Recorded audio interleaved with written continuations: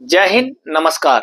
चलिए आज एक विश्लेषण मंथन और करते हैं कि आर्मी पे कमीशन सेल की तरफ से 8th सीपीसी के लिए जो 14 रिकमेंडेशन की गई हैं, उसमें से equivalence of status, historical and traditional parity of defence services officers की बात करते हैं। जो हिस्टोरिकल पेरिटी का जो जिक्र किया है उसकी बात करते हैं, जिससे आपको ये समझने में मदद मिलेगी कि जीसीओ जवान के लिए जो रिकमेंडेशन हिस्टोरिकल पेरिटी या पे स्ट्रक्चर ऑफ जीसीओ वार्स का, उसमें किस प्रकार से स्ट्रांगली आप लोगों के लिए भी रिकमेंड की गई है या नहीं। इसलिए वीडियोज को अंत तक जरूर देखिए। तो जो प्रॉब्लम स्टेटमेंट और हिस्टोरिकल बैकग्राउंड्स ऑफिसर्स के संबंध में दी गई है कि जितने भी सीपीसी में रखा गया रिकमेंडेशन ऑफिसर्स का, वो इसलिए नहीं माना गया कि वो मिलिट्री सर्विस पे बेसिस मान करके एक पेरिटी यानी अपने कंपैरिजन यानी काउंटर पार्ट के इक्विवेलेंस पर लाया नहीं गया, जिसके हकदार मिलिट्री अफसर्स थे। और उनका कहना यह भी है कि पिछले 20 सालों से कार्डर्स यानी कि joint cadres all type officers का रिव्यू नहीं किया गया है। इसके कारण जो करंट में जो एनोमलीज एक बहुत ज्यादा जो आई है, उसका सबसे बड़ा प्रमाण यह है कि अप्रोक्सीमेटली 25% सिविल ऑफिसर्स पे लेवल 14 तक पहुंच जाते हैं, जहां पर मिलिट्री के एसएजी सीनियर एडमिनिस्ट्रेशन ग्रुप के मेजर जनरल साहब होते हैं। तो आर्मी का ये क्लेम है कि वहां तक 0.82% अधिकारी ही पहुंच पाते हैं। सिविलियन जो ऑफिसर्स हैं, बिना किसी विशेष प्रक्रिया के एक निश्चित सर्विस में लेवल 14 तक पहुंच जाते हैं। ये एक बड़ी एनोमलीज और डिस्पैरिटी यानी कि अपने काउंटर पार्ट के बराबर न होने का हवाला इसमें दिया गया है। तो उसका एनालिसिस जो 3rd सीपीसी का किया गया कि वहां पर आईपीएस एंड डिफेंस ऑफिसर्स को किस प्रकार से इक्विवेलेंस दी जाती है, उसको आप स्क्रीन पर खुद समझ लीजिएगा। 4th सीपीसी में रैंक पे को बेसिक का पे का हिस्सा के अलावा अलग सा दिखाया गया, जिसकी वजह से वेतन स्तर नीचे गिरा। 5 सीपीसी में उसे इनहेंस्ड किया गया और 6 सीपीसी में ग्रेड पे तो लागू की, लेकिन रैंक पे को इग्नोर कर दिया गया। एक तरफ तो रैंक पे को के बदले मिलिट्री सर्विस पे कहा जा रहा है, एक तरफ ये कहा जा रहा है कि मिलिट्री सर्विस की वजह से सामने वाले काउंटर पार्ट्स के बराबर वेतन या ग्रेड या वैल्यू नहीं दी गई।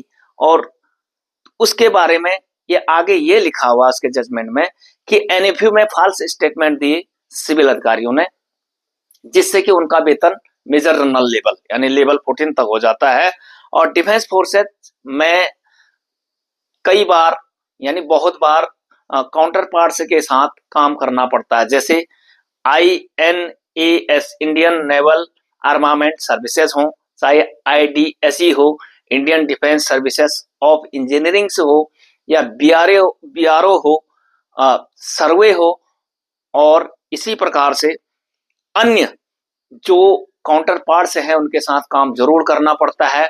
CICT ऑपरेशंस के एरियाज हो या फिर एड टू सिविल अथॉरिटी या फ्लड रिलीफ कुछ भी हो, तो प्रशासनिक लेवल के उन अधिकारियों की बराबरी के साथ काम करने का जो इक्विवेलेंसी नहीं होती, जो काउंटर पार्ट्स को इस प्रकार से देखा जाता है पे के आधार पर ऊपर माना जाता है, इसलिए कैसे उनके साथ काम करें, इस चीज का हवाला दिया है। लेकिन मैं आपको याद दिला दूं, 5th सीपीसी में जब सेकंड लेफ्टिनेंट को एबोलिस्ट करके लेफ्टिनेंट से रैंक शुरू हुआ था, क्या नायब सूबेदार का रैंक स्ट्रक्चर बढ़ाया? जूनियर कमीशन ऑफिसर्स का या वार्स का कोई पेरिटी होती है? क्या उनका सिविल काउंटर पार्ट्स के साथ सामना नहीं होता? बॉर्डर पर बीएसएफ नहीं होती, ITBP नहीं होती, या CICT ऑपरेशन में अन्य रैंक से जिनके स्टार की संख्या अधिक है पुलिस बलों का, जिसमें IPS अधिकारी और सेना का यहाँ पर हवाला दिया गया है। इसी प्रकार सबका होता है, लेकिन उसे इग्नोर किया गया। चलिए अंत में बात करेंगे, लेकिन अब प्रपोजल ऑफ 8th सीपीसी के लिए जो रिकमेंडेशन की गई है, उसमें लेफ्टिनेंट रैंक को ट्रेनिंग के दौरान, जब ट्रेनिंग का आखिरी ईयर होता है, लेफ्टिनेंट रैंक वहीं दे दिया जाए और कमीशन्ड ऑफिसर्स कैप्टन से ही कमीशन होंगे। अच्छी बात है, आकर्षण बना रहेगा। कमीशन लेना सबकी बात नहीं होती है। इस प्रकार से जो 3 assured promotions till colonel rank तक होंगे, तो उनको जो मर्जर पे स्केल है, जैसे 1 से 6 तक मर्जिंग पे स्केल की बात हो रही है, तो 10B 12A इस तरह से नहीं होंगे, बल्कि ये हो जाएंगे 11, 13 और 14। यानी कि कहने का मतलब कैप्टन साहब जब फौज में आएंगे वो पे लेवल 11 पर आएंगे, जहां पर पहले मेजर साहब हुआ करते थे। और 12 आर्मी का लेवल नहीं है, सिविल लेवल है। 13 और 13A जिसमें कर्नल और ब्रिगेडियर साहब होते थे, उसे 13 पर, वहां पर मेजर, मेजर के बाद लेफ्टिनेंट कर्नल और सीधे फिर आगे रैंक कर्नल। तो कर्नल साहब 14 पे लेवल पर आने चाहिए 3 अपग्रेडेशन के बाद। तो ये रिकमेंडेशन पे कमीशन सेल ने ऑफिसर के संदर्भ में दे रखी है। तो क्या जीसीओ जवानों के संदर्भ में क्या इसी प्रकार की ठोस रिकमेंड है या नहीं, उसे समझने के लिए पे स्ट्रक्चर ऑफ जीसीओ वार and direct entry of GCO का वीडियो जब लेकर आऊंगा तो आपको पता लग जाएगा।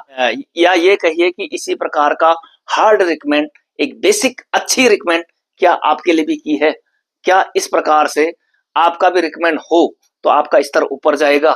जिस प्रकार से रेलवे 1 से 6 पे बैंड को मर्ज करने की बात कर रही है, जिस प्रकार से सेना का हवलदार जी नॉन कमीशन अफसर से, यानी नॉन गजेटेड अफसर जहां तक होते हैं, उसका पे बैंड 2 का लेवल 7 है, ग्रेड पे 4600, जहां पर सूबेदार साहब है, क्या हवलदार जी वहां पहुंचेंगे?